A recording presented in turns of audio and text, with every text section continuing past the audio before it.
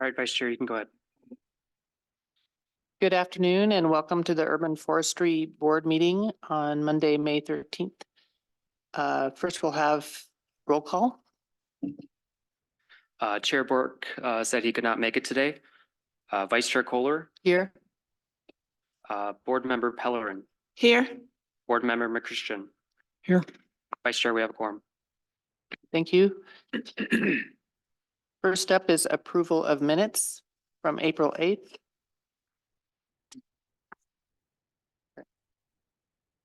Does anybody have any comments?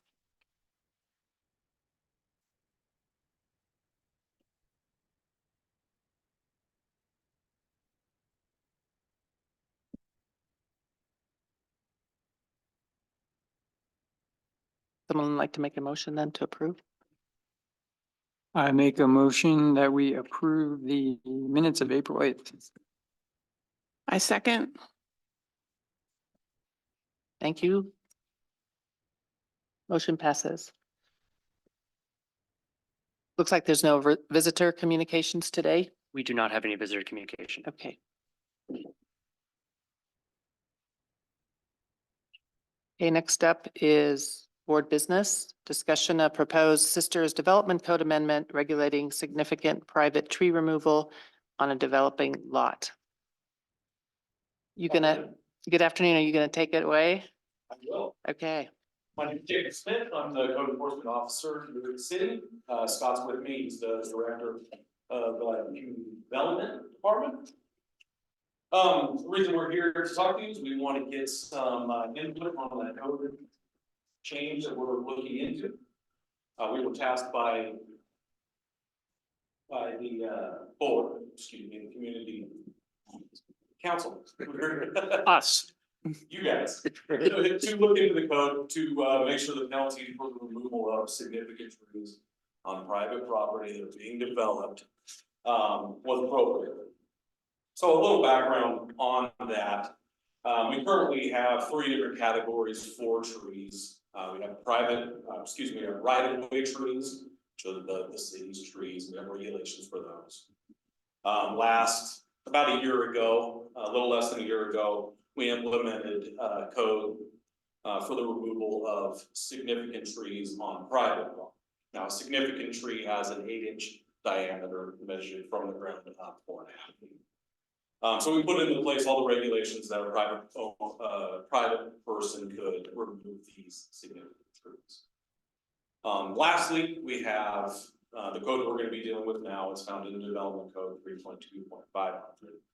And it lists all the regulations for removing significant trees when the developer comes in to build something. So they could be building a house or grocery store, parking lot. They work with our planners to preserve as many of those trees as we can. Currently, if you violate that code, if you were a developer and you knew you weren't supposed to touch this significant tree, and there was an accident or you did it on purpose and the tree came down, as the code sits today, it would be a $500 fine. When we looked at this, we think that could be increased to try to deter the city from losing these trees. So what we did is we went into the code and we modified it slightly with some code language that you can see on Exhibit A that would specifically increase the cost of the penalty for removing these. We did it with 3 different options, and these are the options we would like the board to take a look at and give some information that you think about. So to start with option 1. Option 1 is it mirrors almost exactly the private property tree removal code. And that states if you remove the tree without the authorization, it would be a $500 fine up to $2,000. We, the city, would make the determination of that value between those two. And again, that mirrors the current private property tree code. Option 2, we split up tree sizes from the minimum of a significant tree, which is 8 inches, to 20 inches. The removal, the unauthorized removal of that would be a $2,000 per tree civil penalty. Anything greater than 20 inches would be a $4,000 civil penalty under option 2. Option 3, we're going to use the DBH of the tree, and the civil penalty would be $300 per DBH. When planners work with developers to go through, there's site maps made of where these significant trees are and how big they are. So we would have that information available to us in case the tree disappeared. With the $300 per DBH, the smallest tree, an 8-inch tree, would be $2,400. A 20-inch tree would be $6,000. 30-inch tree would be $9,000. And again, that would be based off of the DBH of the tree that was removed. If you look over at Exhibit B, there's a list of municipalities and their violations of the penalties that they use for violating their tree codes.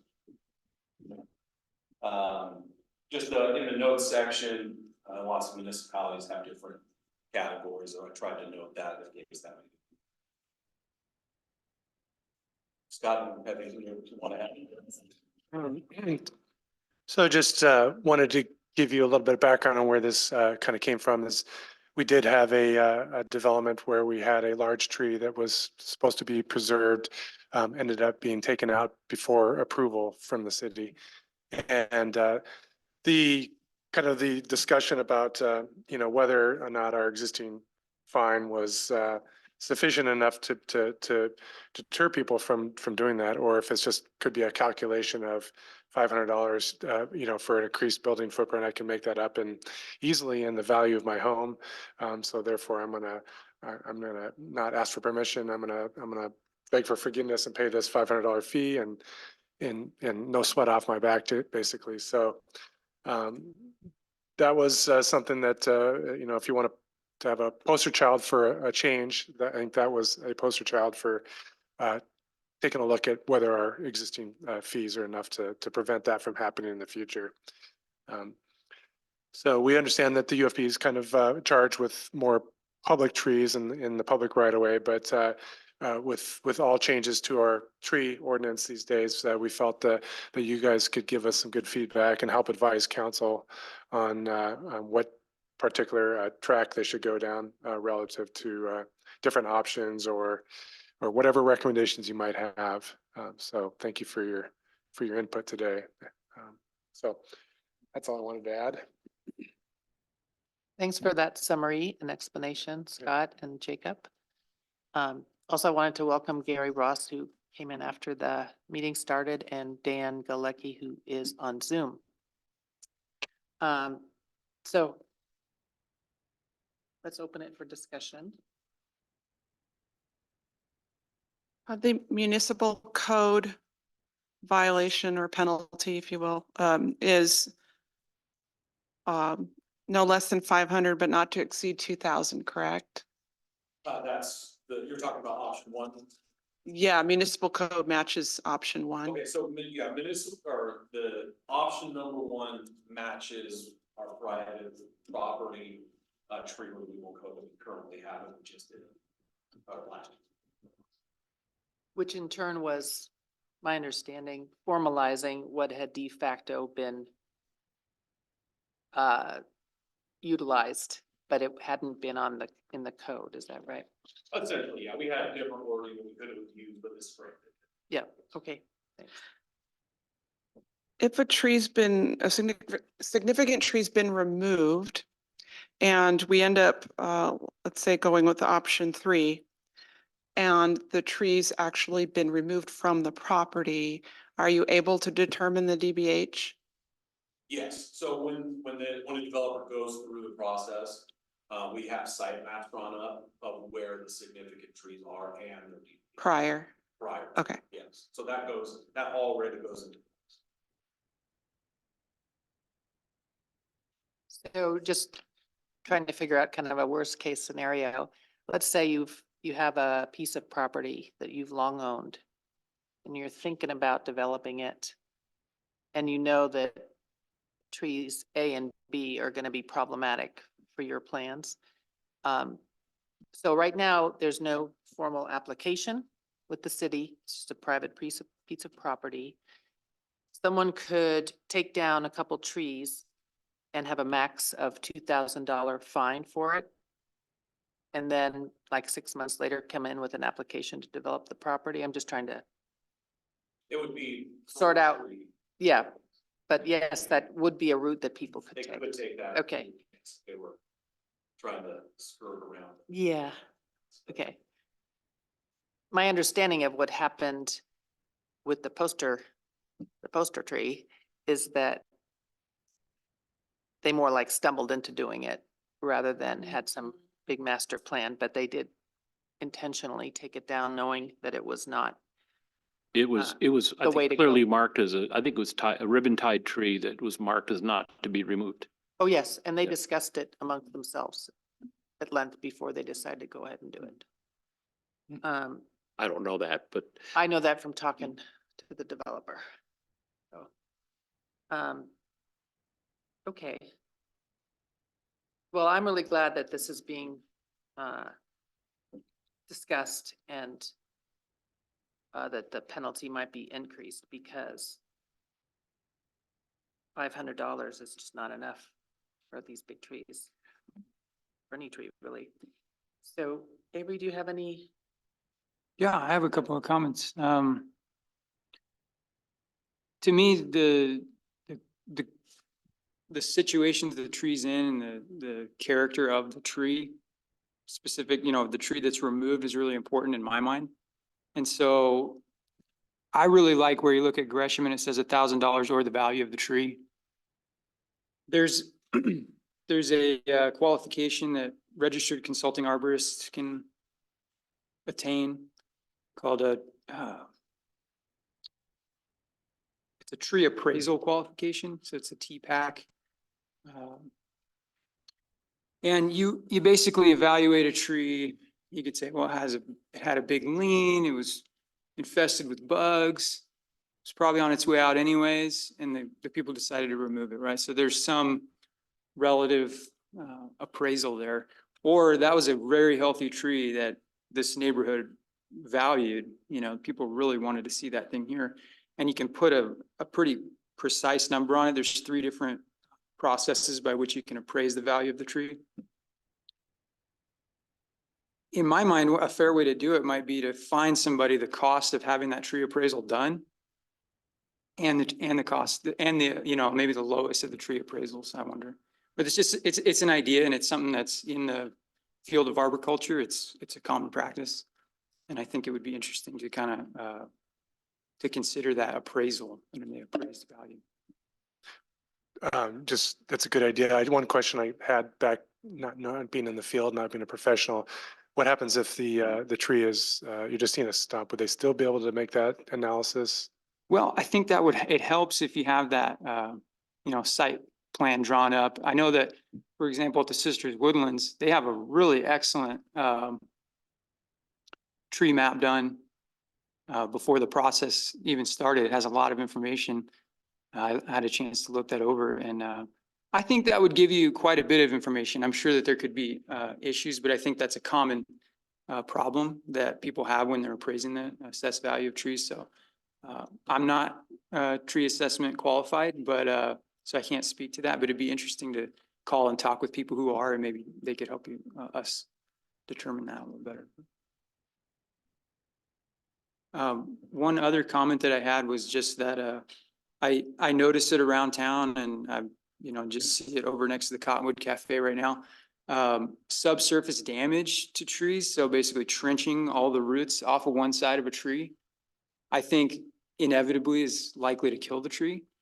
And it would be interesting to try to determine if the city would like to recognize that as basically the almost the removal of the tree, because you're going to make it unsafe or it's going to die within a year or 2 because of the effect that you had subsurface. So that's sometimes more common, I think, and goes unnoticed. And even through the process of development, because you put a sidewalk on both sides of a tree and you cut all the roots on both sides and you essentially, sentence it to not surviving within 5 to 10 years from now. So it's another, just part of the process in my mind to think about.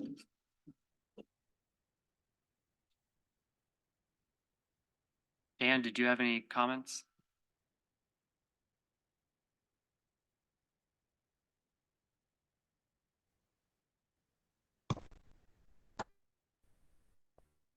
Is he still there? Yeah, he's there. He kind of comes in and out. Oh, We're having a little trouble hearing you, Dan. I think you're on mute.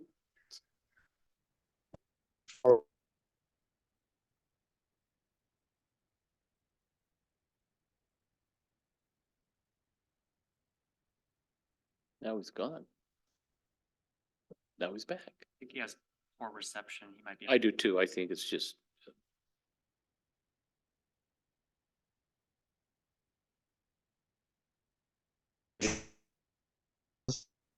A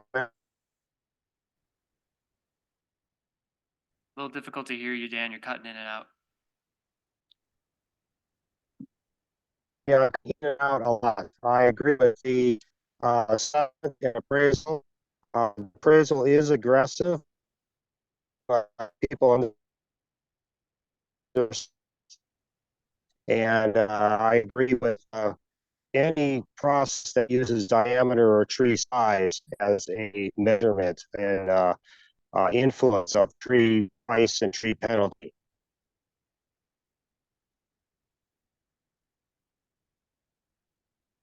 So Okay, thank you. No. just to clarify, oh, we lost him again. Yeah, we did. I was just hoping he could clarify what he said. I heard he was in favor of appraisal and specifically appraisal with relevance to DBH. Okay. That's what I heard, but I don't. And I heard any method that takes into account the diameter of the tree. One of those is, We're all here interpreting for you, Dan. yeah, get you covered. Yeah. I read the stuff that using the one is complicated, a lot of rebuttal from the approval. What- Dan, we're still not getting all of you. I wonder if he could write a quick note and fire it off to you. Yeah, Dan, if you're able to, could you summarize that in a quick email to me? And I can Yes. read it out to the board. Sorry about that. How common or uncommon is it to have fines differ for the same offense between municipal code and development code? Does it add confusion? Do we try to keep them equal? There's usually not a ton of it. So it's not a super common issue.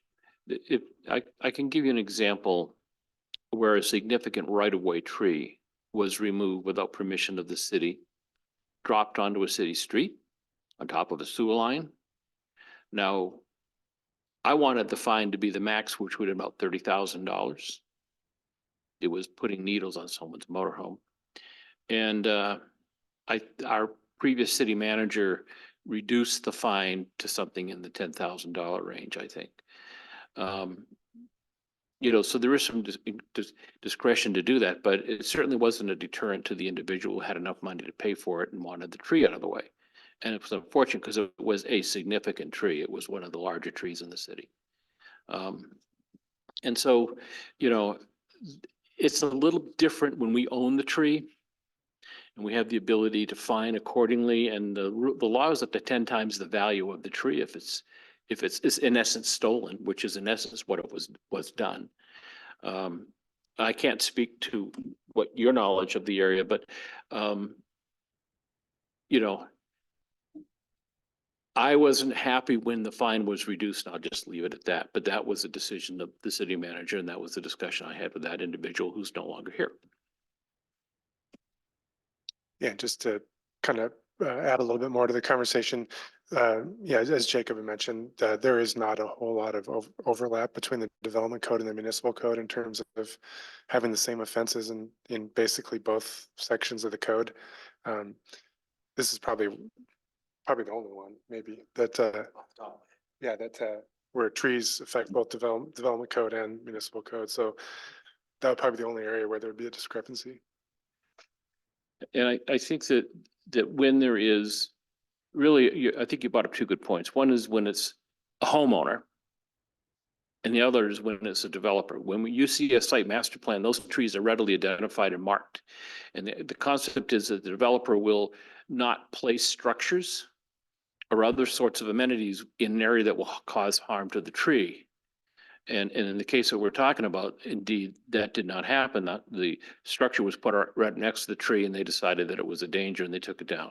That's my understanding of the explanation. I wasn't a part of the conversation, but that also indicates to me, man, you're a developer. You know how a foundation can be moved 6 feet, 6 inches, whatever. Or maybe you change the design of that particular property. So it has to be enough of a penalty, I think, when you look at this and you think about it, to be a deterrent. Now, even at some of these numbers in here, it still might not be a deterrent, but it definitely sends a very different message. And one of the things I would want to see is that the fine is paid and then a tree is planted in the same spot. The stump's ground out, trees planted the same damn spot, and you hadn't better touch it. And then it won't be a 25 or 30-inch DBH tree, but it kind of removes the reason to some degree. And so, but that's a conversation I'll have with my council members, other council members, when it comes, your recommendation comes before them, and it should be whatever you think it should be. And that's why we depend on you. And but you're going to find that I'm a hawk on this. Knowing that it's a bit off topic, could you address what Avery was saying about trenching really close to trees as part of a development or just as part of having to upgrade or lay utility lines because of a development nearby that's coming in? Are there rules about that? There must be. Does that work? So there's requirements that they, stay out of the drip line. As long as they keep any trenching out of the drip line, that our code kind of sees that as typically kind of addressing the concern about getting too close to the roots. But if I'm getting to it as we speak, that code provision, but it also says that we can apply require special techniques if they do get too close to the existing trees. It doesn't necessarily say what those are, but I've talked with Dan in the past about what kinds of techniques that they could use when they do get a little closer to kind of reduce the impact with using cleaner cuts of roots versus just kind of hacking at them is one of them, and Dan could address them if he was here. So the first goal is to keep them out of the drip line. If you keep them out of the drip line, that gives them a much better chance of surviving. If you can't do that, that's when these special requirements could be put into place. It says when proposed developments encroach into the drip line area of significant trees, special construction techniques to allow the roots to breathe and obtain water may be required by the director with respect to any application for a building grading or development permit. Where we could, improve that is what are those special construction techniques that we should require. If it's strictly a building permit for a remodel on an existing structure, would that even come through you? Or would just go straight to Deschutes? Well, we would review that as well. Okay. And when you say director, is that Director of Public Works? This is from the development code, so that would be their community development director. You? Me, I guess. Yeah. Thanks. I did get that email from Dan. Dan, thank you for sending that over. It reads, for tree assessment, a method using diameter is a good method. Big trees with big stature should have large penalty. The appraisal method is good also, but could bring fines to tens of thousands of dollars. Be prepared for pushback. Good comment.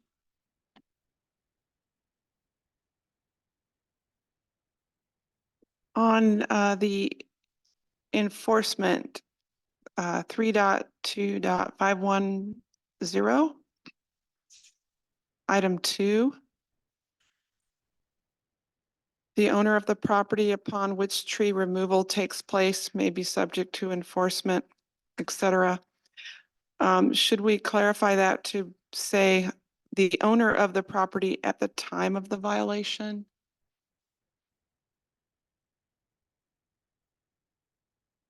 Which I think actually aligns with the municipal code as well. Because it could have been done prior, right before somebody sold the property. You know, then you'd have to figure out which owner. I think the owner at the time of the violation might provide clarification. Okay. Hmm. I have to think about. Yeah. If there's, yeah, how that would work. That's a really good question.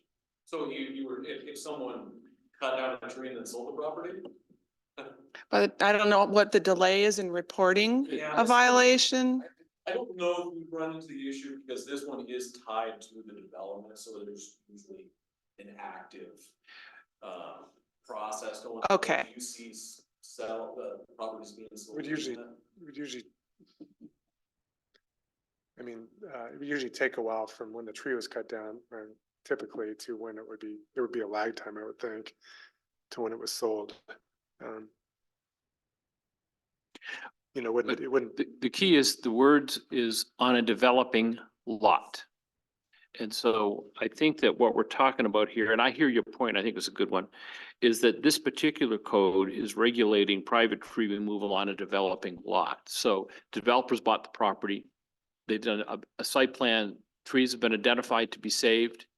The developer takes trees out because it's expeditiously advantage to the development. Or an owner or a buyer says, I won't buy the house if it's there, kind of a thing. And that's what this is, I think, addressing. What I hear you saying is, I'm gonna sell my house. And the buyer comes to me and says, I like this house, but I'm not gonna buy it with that tree right there. I'm worried about fire, I'm worried about birds, I'm worried about skunks, I'm worried about whatever. And so in order to make the sale, I bring somebody in, I have the tree cut down. House goes through escrow, new owner comes in, neighbor comes back, says, where'd that tree go to? Files a complaint with the city. Now there's been a change in ownership. But I don't know if this is really designed to address that kind of a situation. Because that would fall. under I don't know. the- It's an interesting question. yeah. You know, I was more concerned about development than I was about. We start to get into private property rights on that kind of a thing. It's a little different when it's the developer because they're the interim owner representing whoever that is. Yeah, I don't know. I mean, if I were gonna do an addition on my house, I'd have to come and show you what I'm doing and we would look at any trees that were there that might be taken out. But if I went out back with a chainsaw tomorrow and dropped a 20-inch ponderosa and didn't hit my neighbor's house, not going to. You know, this doesn't address that, I don't think. I have never, I'm at about 17 years now, and I don't think I've ever ran into that issue.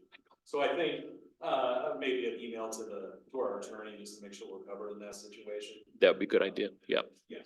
I can't either think of it. I mean, we're talking about the heritage tree, which is a different thing. But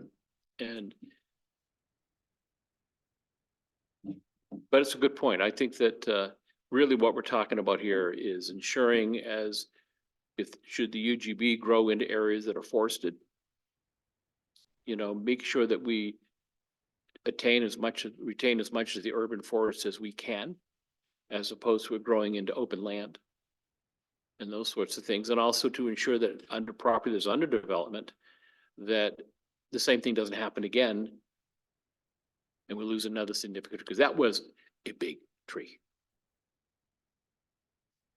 So. Why is this provision in here in the first place? Is it language that you would typically use in a code language? Up here. B or two, number two. Two, yeah, sometimes it depends on the code. We want, most of the time, code enforcement is associated with property owners and everything's done with property. It's like, it's the fallback, because we can pursue other people, that do that, but most of the time, the buck stops with the owner. And then we have more enforcement options as well. And by having this in the municipal code as opposed to the development code, we're able to issue a fine and because it was in the development code, it'd be harder to do, would it not? This is the development, Okay, and the fines are, the process is the same. okay. Is this language in here in case you want to go after the company that actually cut the tree? Right, so that that would be an option too, as far as, I know that I'm not that. But yes, I would say these, the blue text at the start is pretty, standard. One, you can find it. Two, I do think it's important that we do have that attachment. I have a little bit of I don't know if we've completed that topic. That portion, I kind of have a little bit of a different set. I'm just wondering what kind of policy we currently have in place to encourage tree preservation during development?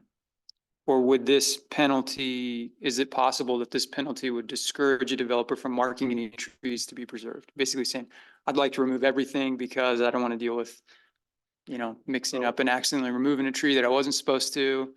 I don't even want to preserve a tree on site. And, I'm just kind of curious if we have policy already encouraging that. We do. Okay, Yeah, cool. we have a section where, you're basically required to preserve all trees to the extent practical.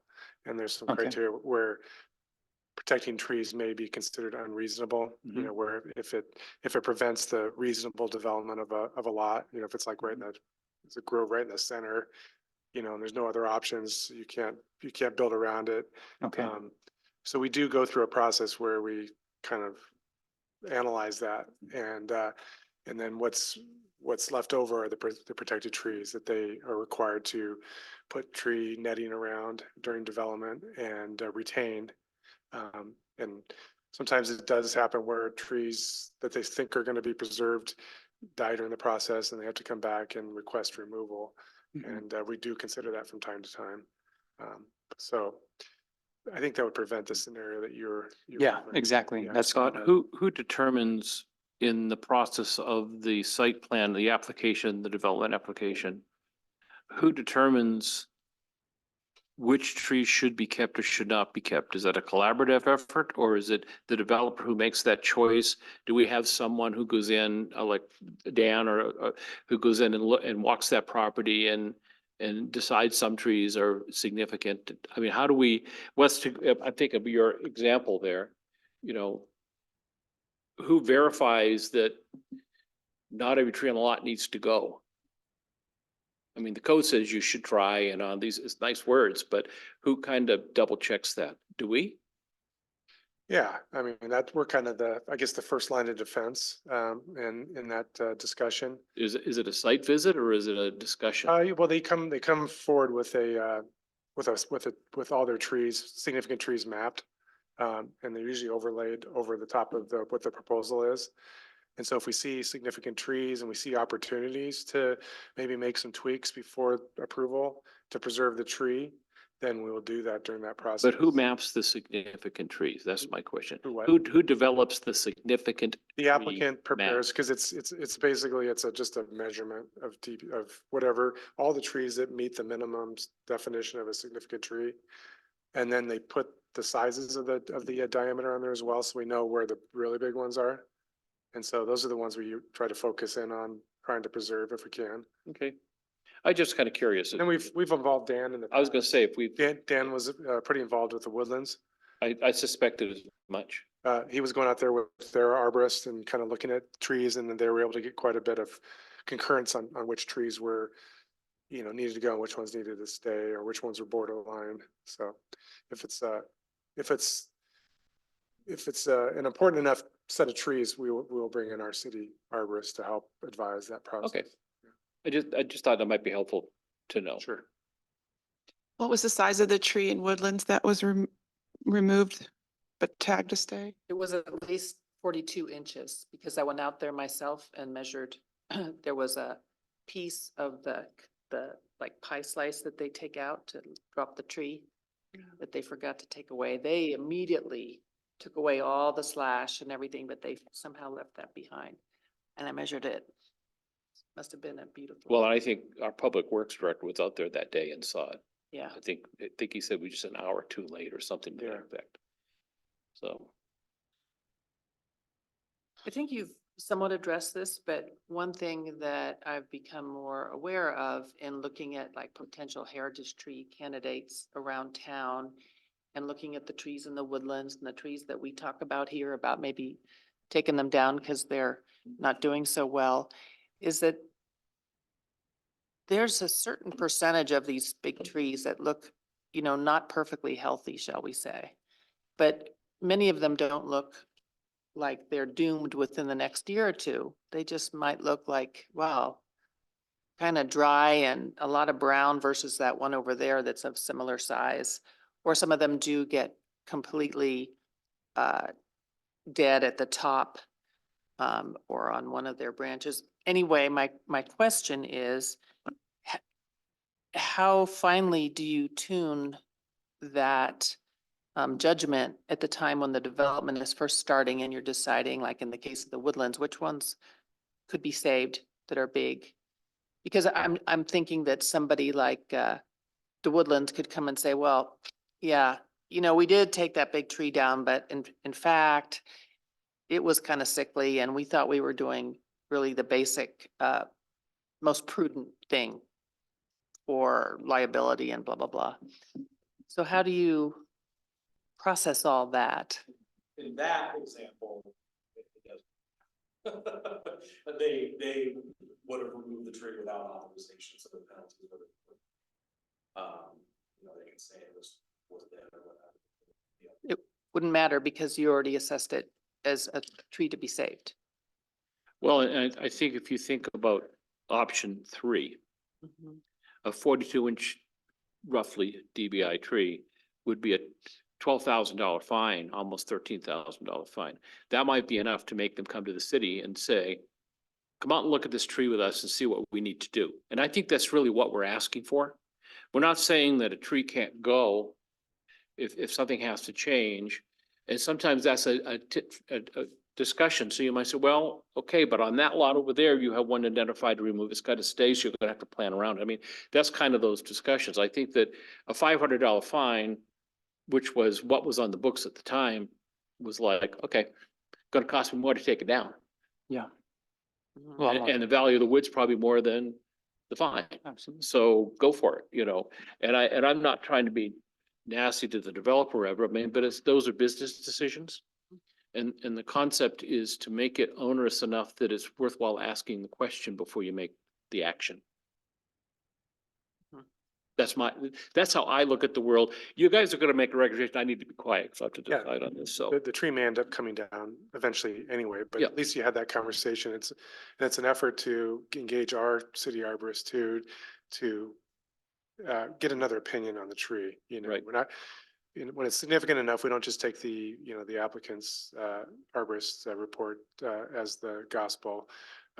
We want to have some concurrence there that this is or isn't. And one thing we also ask is if, maybe it may have some issues, be diseased. Are there any special techniques that you can apply to help avoid removing the tree first? Mhm. That's a discussion. That's what we're hoping people come and have that discussion with us before they take out the tree. And I think there's another whole side to this that's not a part of this discussion that I've talked a little bit about in council, and that is that, we have tree removal companies that come into town and remove trees. In the case of the right-of-way tree, they came in and we didn't know the tree was down till it was across the road. I still think there needs to be some kind of a requirement that any tree that's going to be removed in the city has to have a permit. It can be a free permit. You know, it could be a $5 permit, but the company removing it has to call attention to the city with the address and location. And that way, we might not have lost a significant tree along a city street because the new owner didn't like it dumping needles on his RV. And we do have that free permit now. Do you? Yeah. And I think It's too I bad think after we, the last code. I think we Okay. discussed it. The funny thing about the tree, by the way, the stump was quite high, hadn't been removed, backed the RV into it and busted up the rear end. The tree that- got its revenge. Tree bench. Anyway, yeah, so I know we had talked about whether or not we need to do it, just so that we, because it's kind of been like the Wild West. You want a tree removed, somebody comes in, takes it down. And you pay the fee and off you go. And a lot of times we didn't even know they were coming down as a city, I don't believe. So, And I'm sure there's some folks out there that still don't know that, you know, that permit is required. So that's kind of, we've been trying to do some education with the community and especially get to the folks that are running the tree cutting it's services. That's tree the, cutting service. that's the They're most ones. direct way to Yeah. do it. Not to say that it's 100% perfect, but that's where our efforts have been lately. I think just while we're on this topic, I just wanted to say one thing that sometimes, and I know it in the community and the same conversations have been had in Bend right now, they're working on their tree preservation code.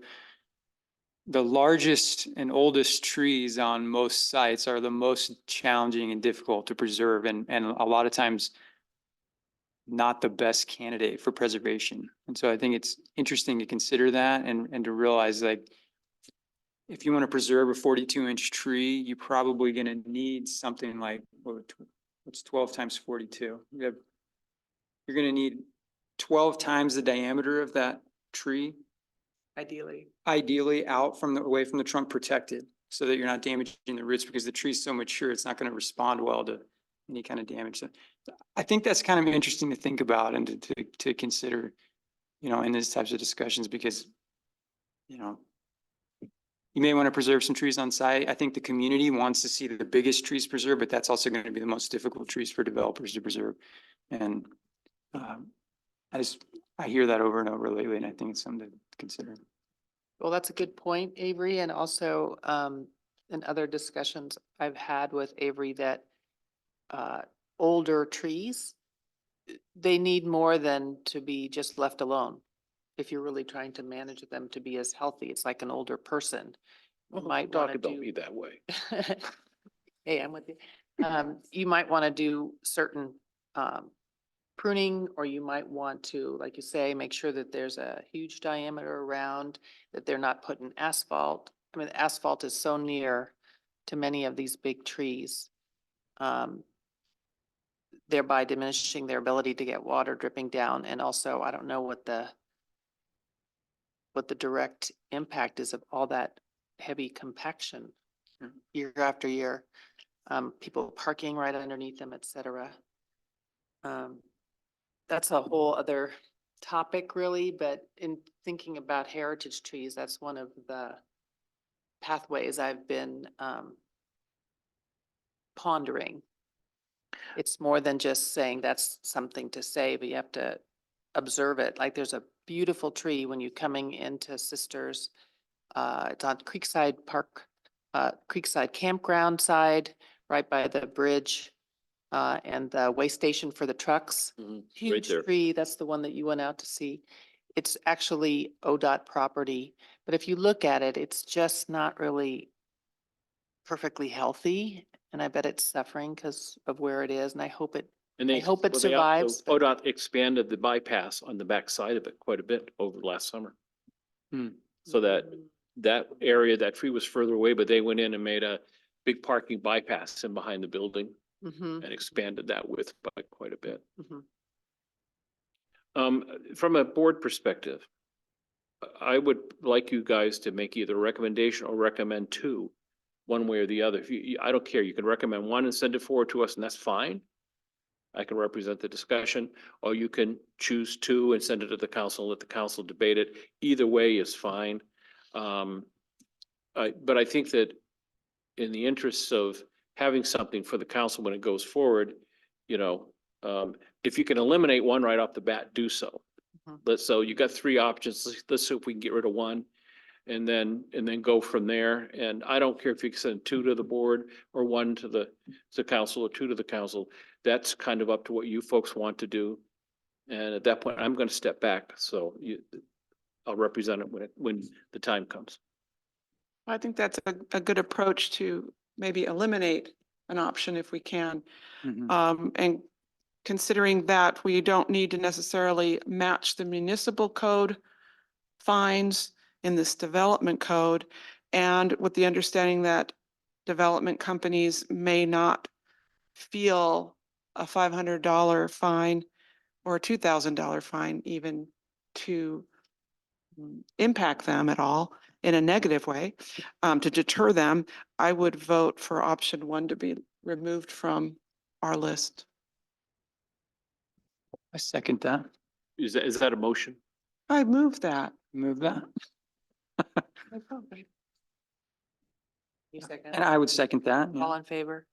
I, Aye. Motion passes. Avery, what, were you about to say something? No, Okay. just seconding that. Okay, well, I will chime in that I don't believe that $4,000 per tree is the maximum in option 2 is enough of a deterrent. So if it's within these 3 options, I would strongly prefer to also drop option 2 and go with option 3. Another nuance about this is, do we need to draw out the fact that a heritage tree, which there might be at some point in the future, a heritage tree, which is by definition also a significant tree, might be in this category? Or is that we just expect that people understand that if they're into the development? A different category. I think I that, honestly couldn't answer that question. I think the city council views the heritage tree discussion as separate from this. And it may be that when this gets hammered out and moves forward, that This- similar language could be in there. But the goal with heritage trees on private property is to encourage the homeowner to preserve the tree through the process. And once that's done and recorded with the county, there are deed restrictions on the tree. And therefore, those kinds of penalties for removal would be different, I would believe, than this, because it's a different kind of a violation. I'm looking at the code enforcement guy, because I don't know. But I think that right now that's muddying that water, because in a development, that's part of that process. But when you talk about private property, after it is developed, after someone owns it, is living on it, and they want to have a heritage tree, I think that, personally, I think that we're muddying the water a little bit over what this is intended to do.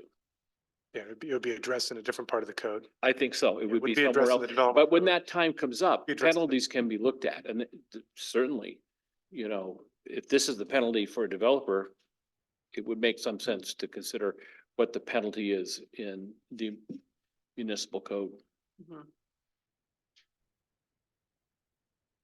I can see that as the heritage trees kind of coming through all as one package, one completed. So what this is what it says for the heritage tree section, the penalties, says, except as otherwise provided in the municipal code, each offense is punishable. Don't get too upset about this first part of what I'm gonna say. Punishable by a fine of no less than 200, but no more than 1,000. But then it goes on to say, nothing herein shall preclude the city from concurrently or consecutively seeking any other remedy available at law or equity, nor preclude a separate civil action for damage or wrongful use of public property. Guess that's in that case. That's the lawyer. Public property, that's a heritage tree on a public property. Mm-hmm. I think that's where, the city could come after them. I think Right. maybe that's what. Well, in the case of the one that was dropped along the right of way, Yeah, that language was utilized, and I said the penalty could have been 10 times the value of the tree, and I think Dan helped us, or someone helped us establish a value on the tree, and I was going, stick it to them, let's send a message. I think when you send a message that we reduce the fine to $5,000 or $10,000, whatever it was, now people go, okay, I don't like that tree in front of my house. I've got deep pockets. It's worth 10 grand to get rid of it. Yeah. So I think that the concept of penalties is to make people stop and think Mhm. and have a discussion before they act, as opposed to just putting money in the city coffers. I really think the whole idea is like, if you look at Eugene's, 100 days jail confinement. You know, now it probably will be less because Eugene puts its folks in Lane County Jail and they are overcrowded and people are generally there for 5 to 10 minutes before they're released. But it's in the code as a deterrent. So I'm not saying we should do that here, but my point is the penalties are intended to, not intended to deter, not necessarily, and to punish when somebody ignores. But Mhm. it's like a speeding ticket. You can speed. You know what's going to happen if you get caught. Mhm. Does it keep you from speeding? Maybe, maybe not. So if we look at, kind of on that same vein, look at Milwaukee, penalty of $450 per inch DBH. Option 3 here in front of us is $300 per DBH. I'm assuming we can make a different recommendation on that number.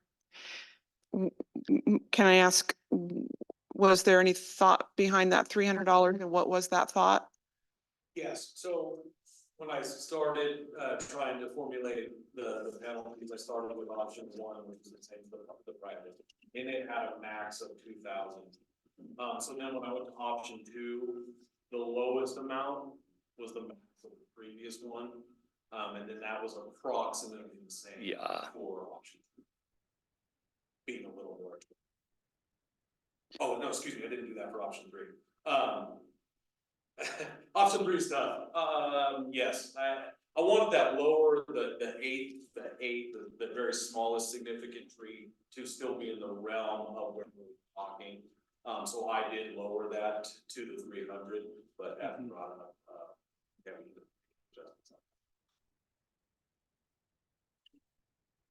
I can imagine under option 3, to start the DBH count at 10, after the 10 inches rather, you know, if that makes sense. So maybe starting at a minimum $500 for a 10-inch tree, or yeah, $500 for a 10-inch tree. And then beyond that, the 300 per DBH might make sense because that counting that first 10 inches times the 300 already gets you to, you know. So it was like a 20-inch tree would be the 500 plus the extra 10. No. Yeah, I'm just thinking that a 10-inch tree, $300 per inch of DBH would be a $3,000 fine. Is that right? For a 10-inch tree that to me seems kind of steep For the size of the tree. to remove a 10-inch tree. I like trees, but I think, you know, But they're doing it without sure, permission and blessing. sure. Maybe they could get the okay to remove that tree if they came and talked to the city, which as Gary has Oh, pointed I out is mean- kind of what the point is. Mm-hmm, Talk to us. sure. And well, if you look at Happy Valley, they're saying $2,500 if it's greater or equal or greater than 200 plus the DBH. So that's a lot of money. Or 20 plus DBH, 2,500 going up. But, you know, whatever number you want that lower number to be in option 3 is certainly what you should send forward to the council, and council may choose to lower that number, may choose to leave it alone, may choose to raise it. I can't speak for the other counselors on. I know we have counselors that are very interested in private property rights and those kinds of things. So I think that I would make whatever recommendation you feel comfortable with. And if it's 2, that's fine. If it's 1, if it's only option 3, that's fine. But put whatever that you want that first number to be. As I say, 300 was a number that was put in to try to arrive at a kind of a stair step of each different one. And so there's nothing to say it can't be 100 or that can't be 500. I think that's really up to you. Well, for myself, I think 300 is a reasonable number. I'd like to see it higher, Cheryl, but I think it's a big step up from where we were. And simplicity in figuring out the penalty would be my preference, rather than having like a base of X dollars and then you add per DBH over that. It's hard for the average person to easily compute it, or the developer or the Mhm. property owner. I do also like what Gary mentioned about require that they plant another large tree just where that one was taken down. I don't know if we'd want to put that within the option or have it as a suggestion for city council to also consider. I see where you're going with that. My recommendation would maybe that you give them some flexibility to put it somewhere else on the site because you know, Right. there may have been a good reason. They just didn't, who knows what their reasons were, but there may have been a good reason for the tree not to be in that site. So somewhere on the same site would be, maybe gives a I little think more in front of the garage flexibility. door would be appropriate. What's that? In front of the garage door. Front of the garage door. So I'm just saying that there might have been a good, had they come forward and gotten approval, there might have been a good reason why the location of that tree needed to change. So a replacement tree somewhere in proximity on the same lot would, I think, would accomplish the same goal. In the development code, it says under protection standards that significant trees removed shall be replaced at a 3-to-1 ratio of trees removed to trees planted. Would that cover it then? So the way we've interpreted that one is that for every 3 trees you move, you have to replace 1. Okay. Because if it was 1-to-1 and you're trying to develop it and you're replacing the trees you remove, there's probably not enough room on the site to. And that doesn't replace them. speak to street trees. I'm sorry. Street trees are a different animal altogether. Yeah, so that would not apply in this case because unless they took 3 trees out, then they would have to replace 1. But if they only take 1 out, they don't trip that threshold. They have to replace half a tree. I have to unfortunately go to another meeting, so Yeah. thank you for your Thanks, time. Scott. Jacob, fill me in on what you guys decide. Thank Will you. do. Thank you. Yeah, Dan, if you can hear me, do you have anything else to weigh in at this point?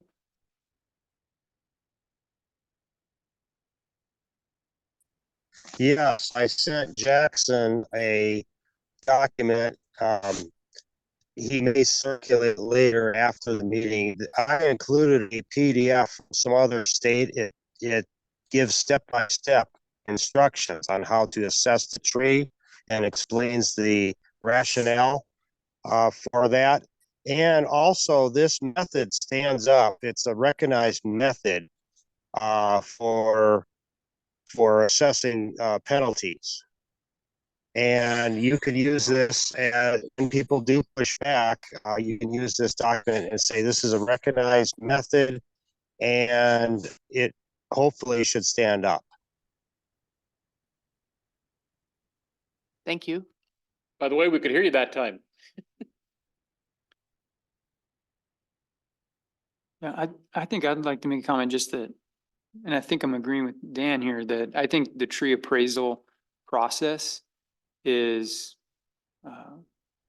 made just for this kind of a thing. That's the reason that people, become qualified in tree appraisal. And I think that there's, when you do a tree appraisal, there's 3 different methods you can use. And, you can take this information to court and present it in front of a judge that that's the value of the tree, because a lot of times there's disputes. Say you you were drunk driving and you crashed somebody's very valuable tree down or damaged it to the point that it needed to be removed. You'd be able to go to court with that information and say, this is the value of the tree, and the judge would be likely to uphold that. So it's I think it's a. So the question is, do you want to see the information before you forward something to the council? Do you want to see the information that Dan has submitted to Jackson in a PDF form? So to be sure that you have an informed decision. I haven't seen it myself, but I think it's talking about the method you're referring to. Mhm. I don't know when this comes up on the council docket. I don't have that in front of me. It's budget time, so my brain's budget right now. So this would be like an option 4? It could be. Avery? Well, I see it as just kind of like we were reading some of that other language earlier, as you would say, um, you know, you're gonna have this fine or a fine not to exceed the appraised value of the tree. You know, at the discretion of the city council or whoever wants to, you know, if we look at this and we say, wow, that, you know, that fine's not appropriate, I'd really like to go for the max here, and you find that there is an appraised value that, you know, Without knowing a lot about yeah. this system. Yeah. They're appraising the value of the tree, is it gonna be difficult if the tree's none? It could be somewhat difficult, but I think that it's a common issue that people encounter. And I wish, I thought that I misinterpreted what I read today about what we were going to discuss, but I brought a bunch of information about tree preservation, but I could bring in the book, you know, it's a tree and plant. The only, as the enforcer of it. Sure, And sure. I do worry about how much information it get from a tree that's no longer there. Yeah. Which is what we probably will be dealing with in this situation. Yeah. Other than the DPH. Right. That's just from the enforcement side. Right. Just being able to access information post. Well, the kinds of things that they're going to be evaluating is say that the neighbor's home was to the south of the tree. You know, the shade aspect, the cooling effect that the tree was having and the reduction in energy costs. I mean, they're going to that level to really evaluate the value of the tree, and that's why it's kind of an extensive training. It's kind of expensive as well to do. That's why I haven't done it. But- Person doing that investigation, need access to the site. Yeah, I think so. And then that also could be an issue as far Yeah. as it would be acting as a government agency. And that's. Sure. We have to consider the property rights, and what can be Sure. accessed and not accessed to. Yeah, So that's from an enforcement standpoint, and you're Mhm. asking what's valuable and stopping it. oh, yeah, I just have to think this is something that we're going to get access to the property. Yeah. We have all- I think, you know, I'm a little bit in the same boat as you, not having the qualification and not having the knowledge to be able to say exactly what gets done. But I think what the best thing to do would be to consult with a registered consulting arborist or somebody with the it's TPAC, the tree and plant appraisal qualification. So somebody who has that certification, which I believe there's a couple people in Bend that do, they could probably inform us a little bit better as to how that process would go and then whether or not it would be relevant, you know, in this case. But my feeling is that it would be. Well, in the public tree removal code, there was language about, because we know what our trees are in the public right of way. We can assess them easily, and I understand that. It may be possible to wordsmith option 3 to say, or Mhm. I don't trust my words here, or the value of the tree to the community, to the whatever, which based on the decision of the council or whichever is higher or whatever. There's language that can go in there pulled from, I think, the municipal code. Yes, that's the same chapter that contains the heritage tree code. And it's specific to heritage trees that the tree should be replaced, or if replacement is not feasible, replacement value according to a guide for plant appraisal Mhm. authored by the Council of Tree and Landscape Appraisers. Yeah. So something could be added like that. And that would give some flexibility to you, and also, you know, to whoever Dan's replacement is, to work with you to help determine, is this a $12,000 fine, or is this a $20,000 fine?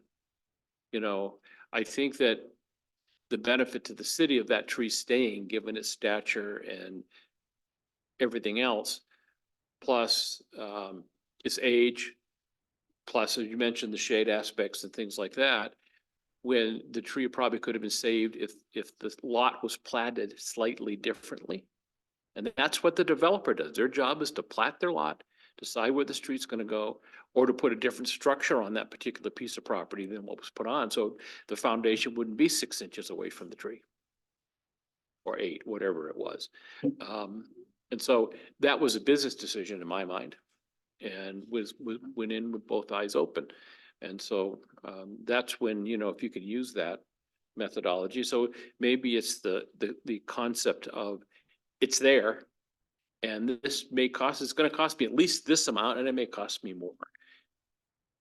So if you added the word in option 3 in the last line, you added the word minimum, each offense is punishable by a minimum civil penalty of $300 per DBH, and then added a sentence or two. At the option of the City of Sisters or City Council, a tree appraisal may be done using such and such professional tree appraiser or professional book or both, in which case the penalty will be the higher of the two. So my question to you three is, if you're thinking option 3 with some additional language, are you comfortable with sending option 3 back to Jacob and to the team here to work that language in based upon municipal code and maybe some input from Dan and others? And it could, if this is going to council soon, when does this go to council? Do you know? I don't think we schedule it yet. Good. Okay, good. I didn't think we had either. So there'd be an opportunity to bring this back one more time Okay. and let you look at it and see what it says. And that way, we're not trying to wordsmith it in here without really knowing what the wordsmithing has to look like. And I suspect that with a little bit of research, we can probably find similar language in other cities' code. Perhaps, someone like Milwaukee or those where they're doing some pretty, I lived by Eugene. I lived in there a little while, but I lived in Springfield. But the $100 days, $100 jail confinement sounds very Eugene. Also knowing that anybody who lives in Eugene knows your chance of spending more than 4 hours in the Lane County Jail if you haven't committed a murder is really pretty minimal. So I had a friend who was a Springfield cop and he'd arrest somebody, take him in. By the time he's done his paperwork, they'd be waving at him from downtown Springfield. So that's why Springfield built its own jail. So taking on to that, it sounds like the board is leaning towards option 3 with revisions. I just want to ask this, kind of going back to Avery, you mentioned an 8-inch tree with option 3 being 2,400 seemed high.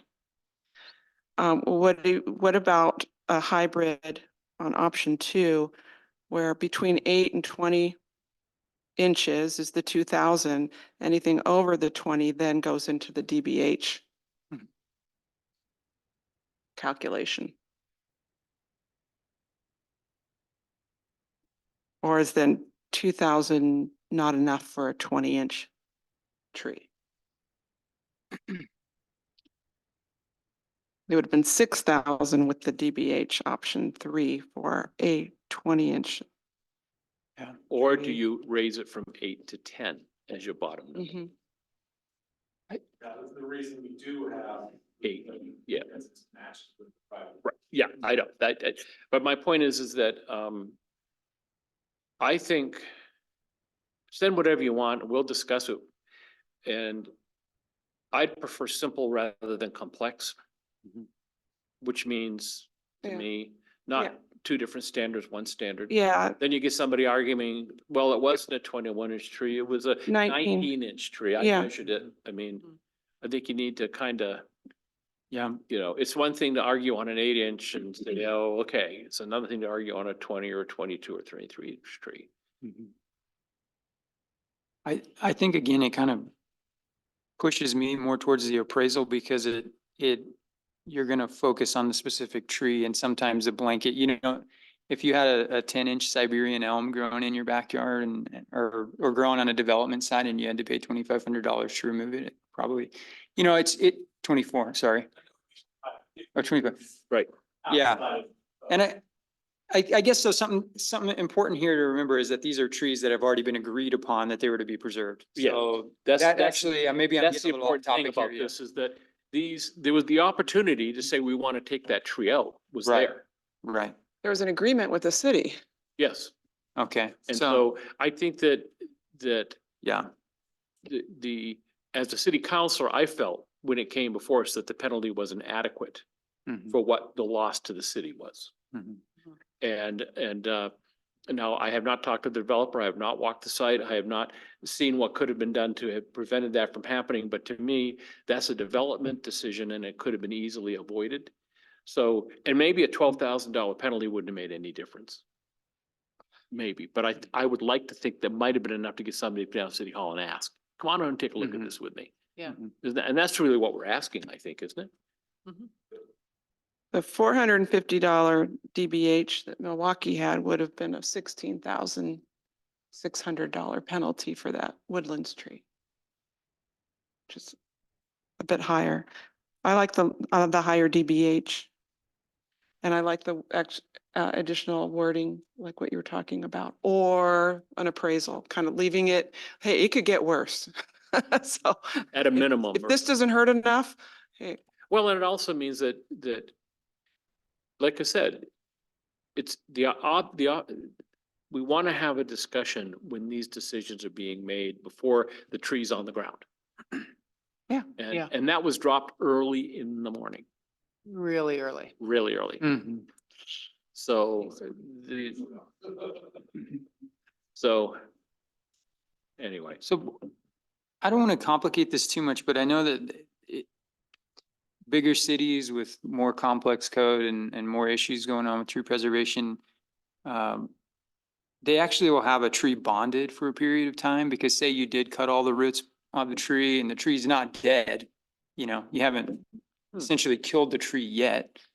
But you're done, you sign off, you're out of here, the place is sold, and then the tree dies, and now it's the next homeowner's responsibility to have this 40 Or the inch tree city's. removed. Yeah. Right, or the city's responsibility to have this 40-inch tree removed and who gets fined, right? So when you start assessing these kind of things, I think it's interesting because we kind of, I mean, other people have experienced this and that's why they have complicated codes full of this kind of stuff, but it's something to consider as well that I job think. security for you. Jobs. So I don't know that it's necessary right now, but it's something to consider, I think, for the future. do either of you feel comfortable in selecting an option? You mean in deciding today? From all we've discussed, my personal feeling is what Gary suggested, letting the city wordsmith option 3 and adding in the possibility of an appraisal at the option of the city of Sisters. The only thing that's maybe to add to that is language about who's going to pay for that appraisal. Mhm. If you ask the developer to pay for it, but then who gets to choose the appraiser, you know, it's kind of tricky, or split the costs between the two. Would normally how things would work necessary, but the cost of all. Pass through.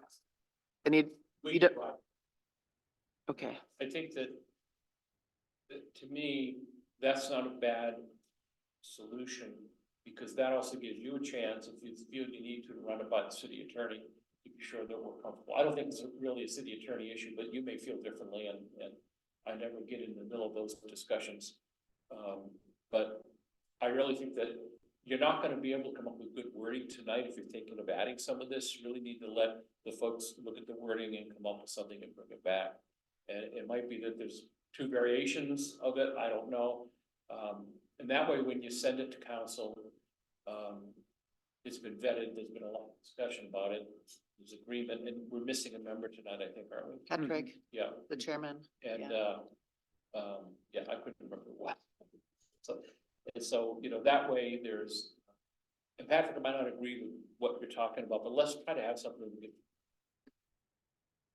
You have time to work this problem, I guess is what I'm saying. Mhm. And, you know, I'm of let's get it done now, school of thought on anything dealing with code. So we don't have any other infractions that are subject to the lower limits. Mhm. But that's me, and it's not gonna come before city council, even if we hammer it out tonight. Until it gets on the agenda, and I'm not even sure it's on the agenda, but sometime in the summer or fall, probably. Yeah, it has to go to planning commission, they may not like the wording, that's why I think you wanna have it hammered down as best you can before it goes. Add that we do need to, quicken the pace a little bit. We have Okay. to, account, there's a meeting after this at about 5 o'clock. Yep. Do we need to make a motion about asking the city to work on the wording or? Or a consensus on an option and for Jacob to come back at a later time. Okay. So not a formal motion? No. Okay. Oh, How do you feel? yeah, that's how I feel. I feel like if we worked out option 3 and then maybe educate ourselves as a group, I can bring that book in next time, the guidebook to tree and plant appraisal. I could bring that in and we could look at the 3 different processes by which you can appraise a tree. And I think that might help us all be a little bit more informed, and then we could take a next step. And Jackson can send around the things that Dan provided. Yes, I've been receiving emails from you, Dan. They've been trickling in, and I will make sure to share those with the board. Okay. Cheryl, how are you doing? Good, that sounds good. All right, then we're in agreement. We'll proceed that way. Jacob will go back to his team and work on the wording and come back at our next urban forestry board meeting, and Avery will bring the book. Yeah. Okay. Would it be appropriate while I see, we actually have a signal for Dan to let Dan do his section report and then go back to arbitration? Yeah. Dan, you want to give us an update?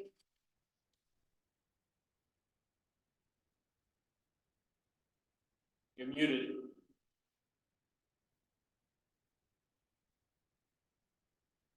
We can't hear you. I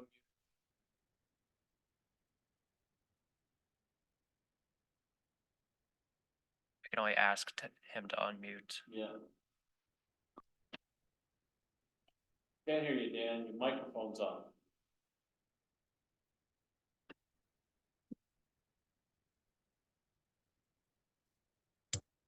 Okay, Oh, So- perfect. okay, yes, 2 trees. Which one do you want to talk about first? Your choice. Okay, there's one, the leaning tree on, not the park tree. I forgot what residential street it's on, but there's a tree that's leaning. It has several problems. It is a sound tree. Local person did make us aware of that particular tree. There's some lean, there's some pitch, there's some other issues, none of which add up to any concern. That's one we need to observe. And summer's coming. Hopefully, there's no more storms. Maybe I don't think that lean is a problem. There's another tree in the Portal Park that's more decrepit, that has a dead top. And I think it depends mostly on what the condition that top is in and the weight of where the future plans for construction and sidewalks and public use. If the future plans lay out close proximity to this tree, then we have a concern of tree litter and broken limbs. As the tree stands now, it's a little weakened. The tree litter and broken limbs is not a problem unless it's a lot of people underneath it. And also, we all need to be vigilant on the typical signs of bug presence, mountain pine beetle presence in those trees. And I believe I talked about it several times over the years, the pitch tubes, the galleries, the discoloration, the fresh dripping sap. I'm in Roseburg now, but I counting on you guys to observe and keep track of what this tree may be doing, or all these trees. Yeah, Dan, that one at East Portal, there's a lot of nearby trees that make getting an alternative photograph very difficult. I did go out this morning and snap as many as I could, but it's really hard to get a good look at it with all the nearby trees. I'd be happy to send those over to you tomorrow morning. Like, Okay. I'd like to be able to. And I think, yes, apologies to the board. Cheryl, you had brought this to my attention late last week. It was too late to get it on the agenda. but it is just to the north of the existing driveway entrance to East Portal. It looks like there's a sign also close to it on the road, warning of a stop sign ahead, if that kind of helps. But you'll certainly be seeing a formal report Okay, during the next meeting. okay, so no action on that one. I also believe that No action on either tree. No action on the portal tree. We didn't really discuss tree number 1. So Okay, Is there a report from Dan on tree 1? I didn't see any in the packet.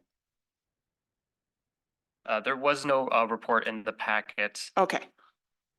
Just want to make sure I didn't miss something. So the leaning tree, Dan does not think is a problem, I right? think Dan? we talked about the leaning tree in the last meeting. It was just a different leaning tree.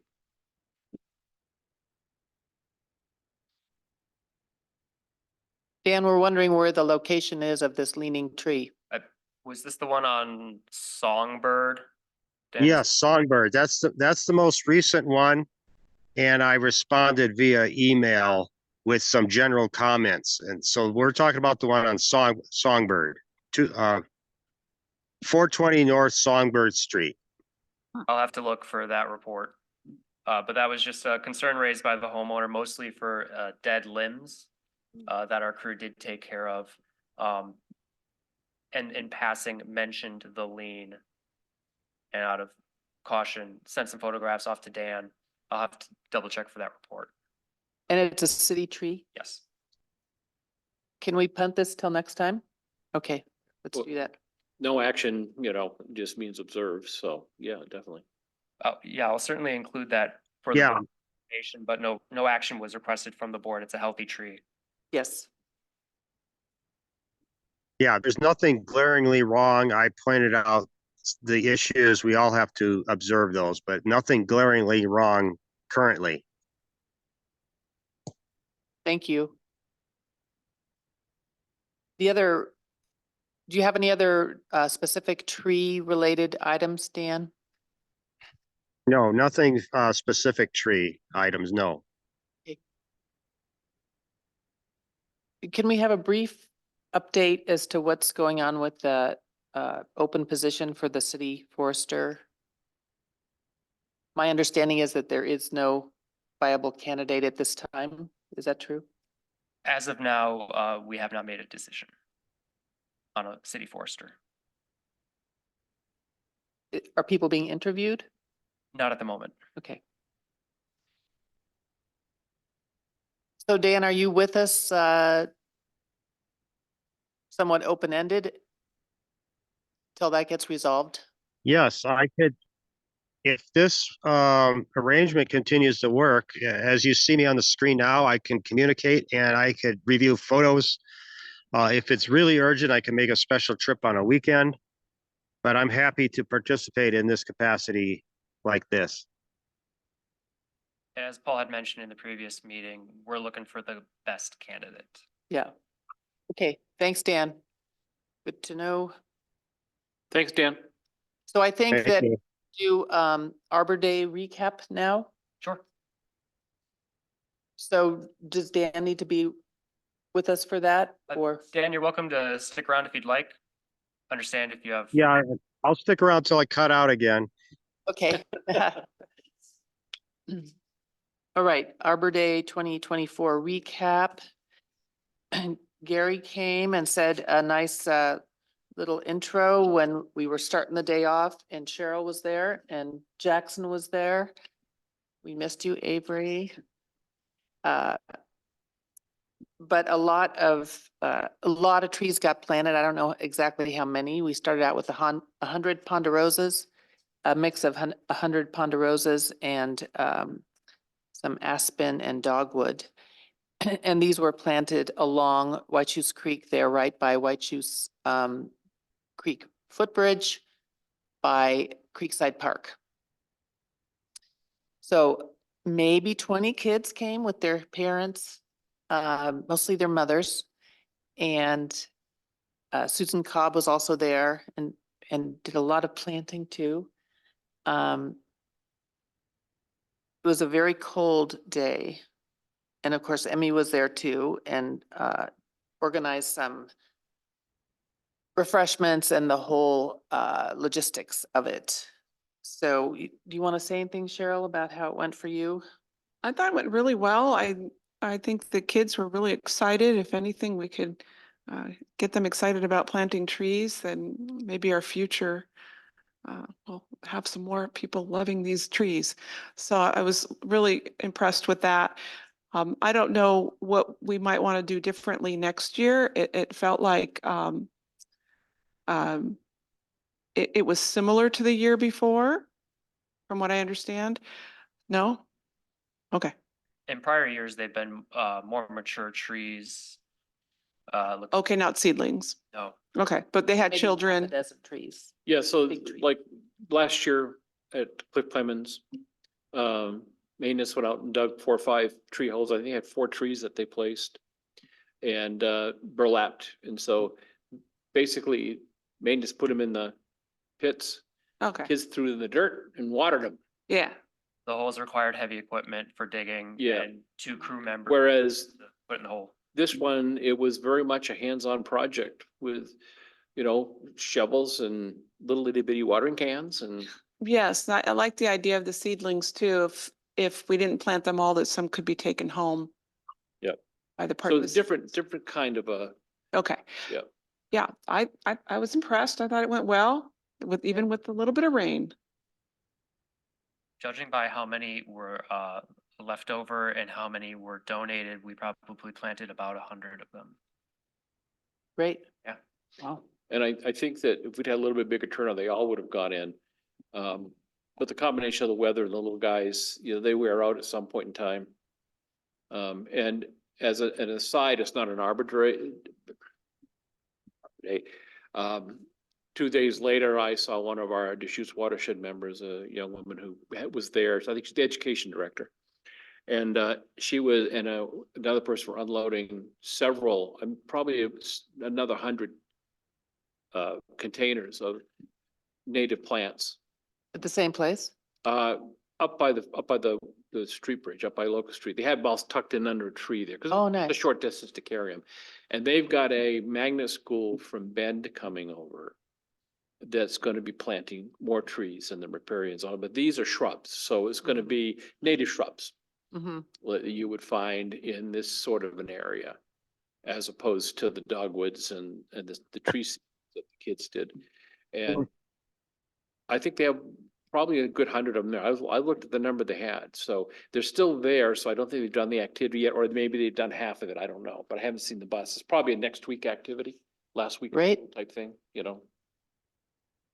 Colleen Miller of Upper Deschutes Watershed Council was the lead instructor for the kids on Arbor Day, and it was great to have her That may there. have been who I talked to the next day, but She has kind of long blondish hair.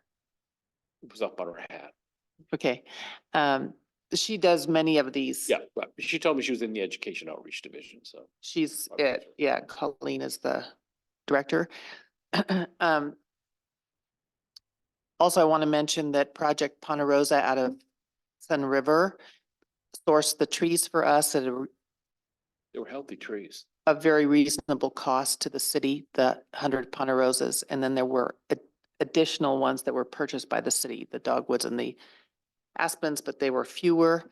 And I think Paul mentioned that he took aside a few of the Ponderosas in hopes to get them into the new roundabout. Because they are very healthy. They were very Trees. healthy seedlings, yeah. Yeah. More so than I'd seen in the past when Warehouse or somebody were being buy several hundred or 1,000 seedlings to the schools in the Springfield area for Arbor Day. Mhm. Kids will all take a little ponderosa. Little, yeah. Yeah. And like a test tubey thing. Yeah. Yeah. So I was working with Emmy quite a bit through the year about Arbor Day, and I think it was our eventual goal, but it didn't come to fruition this year, to also make Arbor Day something that the grownups actively participate in, not just an exercise for kids. And it could be, you know, Emmy mentioned that there's some portion of funds that are available for just community events. It could be also kind of a tree education day, like how many people who live here know that if you want to cut down a tree more than 8 inches, whether it's private or public, you need to have a tree permit? New people are coming into town all the time that need to be brought up to speed. Yep. And there's the whole Deschutes National Forest that you could talk about the trees that are out there and fire, danger, et cetera, et cetera. So there's a lot of ways that it could be expanded, but it would take more resources from the city or a grant or something, because Avery was telling me in Redmond, you had, what, Boy Scouts or something planting trees? Yeah, and we did the Oregon Community Trees, donated a small grant to us to get T-shirts. So there's opportunities out there. And I think to cities that haven't, this is my assumption, the cities that haven't been awarded a grant in the past might be get a little bit of That's usually extra the case. favor. Yeah, So that's something we can consider next year. That was through Oregon Community Trees. And they offer some grants for different things like that, whatever you come up with. Yeah, it was in the months leading up to Arbor Day that Emmy and I had identified a couple grants specifically for community engagement. They're not really big, but substantial enough for us to do a lot more. good. And I think that we all forget sometimes, I do, that the number of people available to do this work, you can count on two hands in this building, maybe even almost one hand in this building. And you would never know it by what happens. Mhm. You would never know it by what happens. I mean, 19 FTE total, and that includes all of Public Works. Mhm. And all that they do, yeah. And, and folks you never see at Public Works because of what they do. So I just think that when we do something like this, it's awful easy in a town this size to say we don't have, been in places where, and on boards where people say, we don't have the manpower, we don't have the time, we don't have the energy to do that. Yeah, you do. You just have to want to. Mhm. And you have to have the right people in the right place. And when you heard the comment about city forester, very well said. We be sure we have the right fit for us. And that doesn't mean there aren't good candidates. And that doesn't mean that maybe they haven't talked to good candidates. But as I know, when we chose our new city manager, we went through the process twice. We had a good slate of candidates the first time, but it became clear in the process of vetting those candidates that this wasn't the right fit for them. Mhm. Mhm. And that's not a negative reflection on anybody. Mhm. But sometimes agencies get too fast to hire and they bring in the wrong fit, and then you'd be surprised how much damage it causes and how quickly, even though no one intends that. Right, right. So I am just happy that Dan is willing to stick around and try to help us out. I realize it's a little more distant. We don't have the face to face. And I'm also appreciated your comment that we haven't found the right person yet. Given how important Urban Forestry Board is to the community, that Yeah. decision is a very important one. And, and so it took us an extra 4 months to get a city manager. It's the reason I'm on city council right now. I wasn't going to run a second term. Mhm. And when Jacob, not Jacob, see, George. when Corey left, I didn't want to leave council with a new city council member bringing in a new city manager. It's not fair to the new city manager. So. So thank you. Well, for staying. thank my wife. Yeah, we should thank her.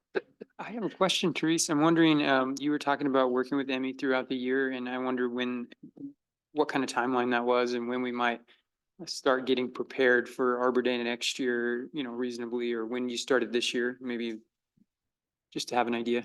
We started in June last year. Last year to get, okay, great. Yeah. Cool. And Of course, part of that was because I knew nothing. Mhm.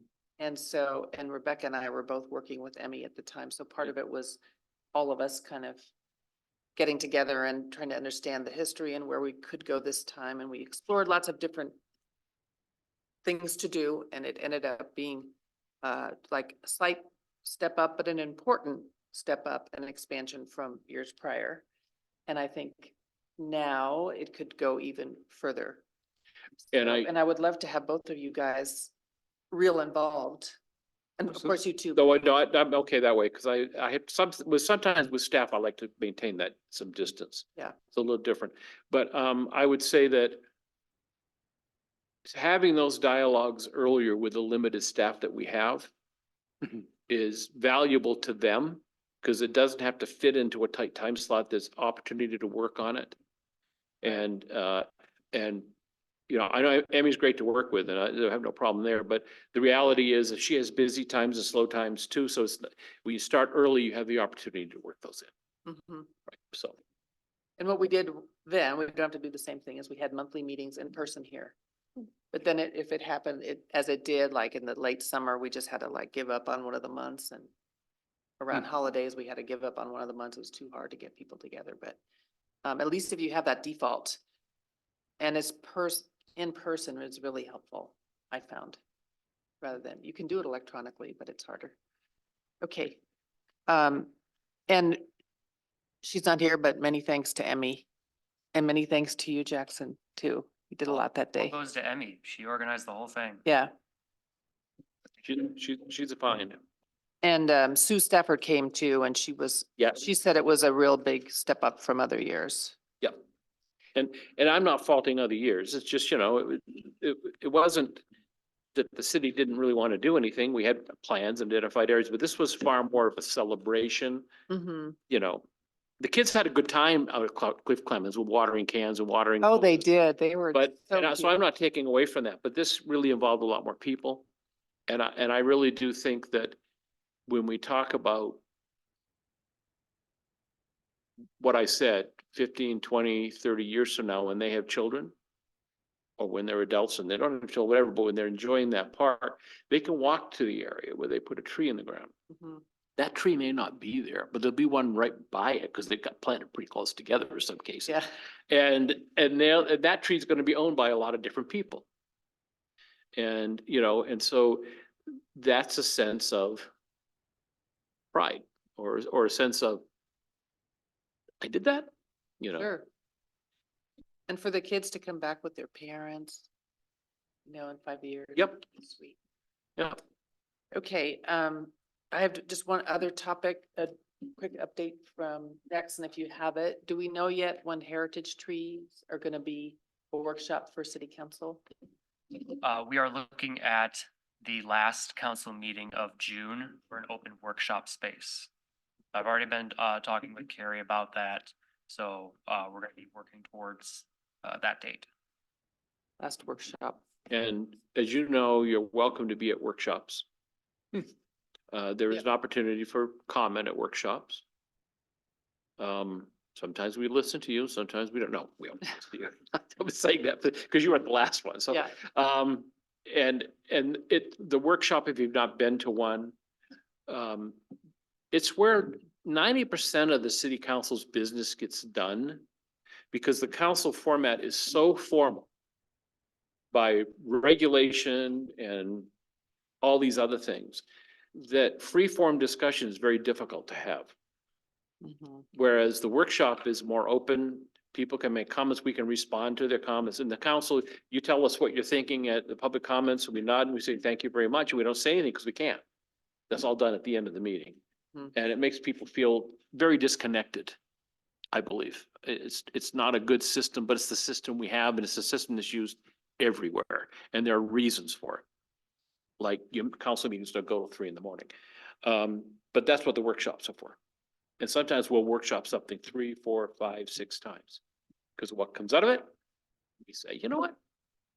Let's do this again. So we kick it down the road a little bit to whoever the folks are. I think that the heritage tree is probably,